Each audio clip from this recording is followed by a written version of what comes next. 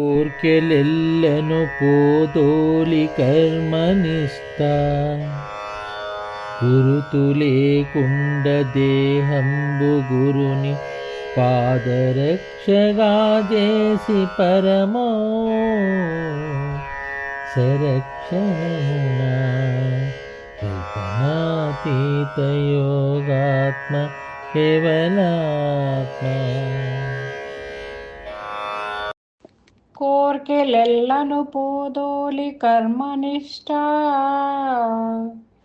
గురుతు లేకుండ దేహంబు గురుని పాద రక్షగా చేసి పరమోస రక్షణమున కల్పనాతీత యోగాత్మ కేవలాత్మ.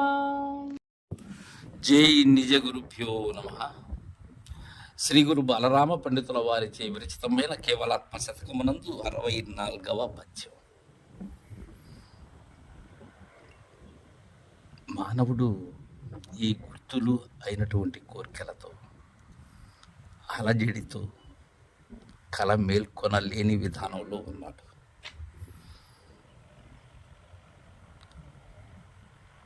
ఈ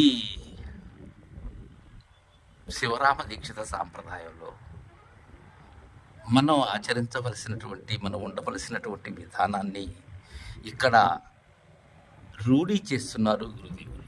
ఎలా అంటే, కోర్కెలెల్లను పోదోలి, ముందు కావలసినది ఇది. కోర్కెలెల్లను, కోర్కె అంటే మనం జీవన పయనం కోసం ఈ శరీరం కాపాడటం కోసం ఏవైతే అవసరాలు ఉన్నావో అవి కోరికలు కాదు. కోరికలు అంటే నీది కానిది ఏదైతే ఉన్నదో దానిని నీవు పొందాలి అనేటువంటిది కోరిక. వీటిలో చాలా గొంతెమ్మ కోరికలు కూడా ఉంటాయి. కోరికలు కోరటం సహజం. ఆ కోరికలు ఫలవంతమయ్యేందుకు నీ కృషి కూడా ఉండాలి. అలా కాకుండా కేవలం కోరిక అనే దాని దగ్గరే నీవు ఆగకూడదు.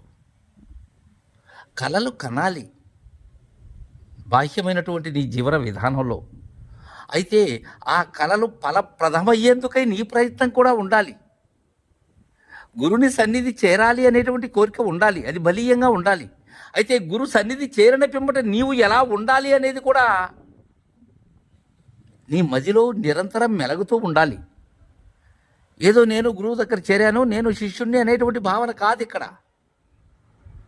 గురుదరి చేరినందుకు ఏది తెలియాలి, ఎలా మసలుకోవాలి అనేటువంటి భావన ఆ మహనీయులు చెప్పినటువంటి ఆచరణలో నీవు వెళ్ళాలి. ఇది ఎక్కడికి తీసుకెళ్తుంది? ఇది నిష్కామ కర్మను మీరినటువంటి కర్తృత్వరహిత కర్మాచరణ దగ్గరకు తీసుకెళ్తుంది. దానికి ఏం కావాలి? నీకు త్రికరణ శుద్ధి కావాలి. పొరపాటును కూడా మార్పు చెందకూడదు నీవు. వాటిని పోదోలి, అవి ఉన్నాయి, అవి గుదిలాగా నిన్ను ఆవహించి ఉన్నాయి. కోరికలన్నీ కూడా అనేకమైనటువంటివి, బంధరూపమైనటువంటి కోరికలు, బాహ్య రూపమైనటువంటి కోరికలు, నీ మనోరూపమైనటువంటి కోరికలు, నీ శారీరకమైనటువంటి కోరికలు ఎన్నో ఉన్నాయి. పోదోలి కర్మనిష్ట గురుతు లేకుండా, ఇక్కడ చెప్తున్నారు కర్మనిష్ట గురుతు లేకుండా అని. ఇది నిష్కామ కర్మ కాదు, ఇది కర్తృత్వ రహిత కర్మ. ఇది గుర్తు ఉన్నది అనుకో. ఎందుకని నేను కర్మ చేస్తున్నాను, నాకు ఆ ఫలం మీద ఆసక్తి లేదు అనుకోవటం గుర్తు. కర్మ చేస్తున్నది తెలియక, ఆ నిష్టలో ఉన్నది తెలియక, ఏ గుర్తు లేక ఉన్నదే కర్తృత్వరహితమైనటువంటిది. అక్కడ నేను లేను, నేను ఉండి నాకేది అంటదు అనటం కాదు. ఇక్కడ నేను ఉన్నానని కానీ నేను లేనని కానీ తెలియనటువంటి స్థితి అది. అది అశరీరుల స్థితి. అది ఏమీ అంటనటువంటి నిరంజనుల స్థితి. అది గురుతు లేకుండా ఏం చేయాలి? దేహంబు గురుని పాదరక్షగా చేసి. సాధ్యమా? మనం ఇచ్చిన మాట మన మదిలో ఉన్నట్లయితే ఆ మాట నిలబెట్టుకుంటే సాధ్యమే.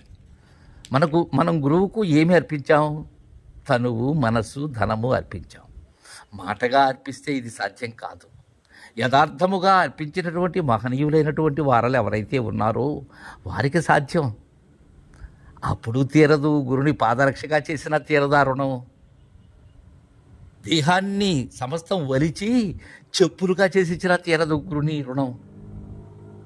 అయితే ఇక్కడ గురుని పాదరక్షగా చేసి, గురువు ఏదైతే ఆ దివ్యమైనటువంటి పదాలు మనకు అందజేశారో అది మనకు రక్షగా ఉండాలి. ఏవేవి? 43 అక్షరములు. అవే మనకు రక్షణ చేసినట్లయితే పరమౌ సంరక్షణమునా, అది సరైనటువంటి సంరక్షణ. అక్కడ నీ ఉనికి లేనిది, అది నీవు కానిది, నీవు లేనిది, అది అలాంటి రక్షది. అదే సర్వులకు రక్ష కూడా. అది నిజ గురు రక్ష. ఎప్పుడు? నీ దేహాన్ని గురువుకు పాదరక్షగా చేసినప్పుడు,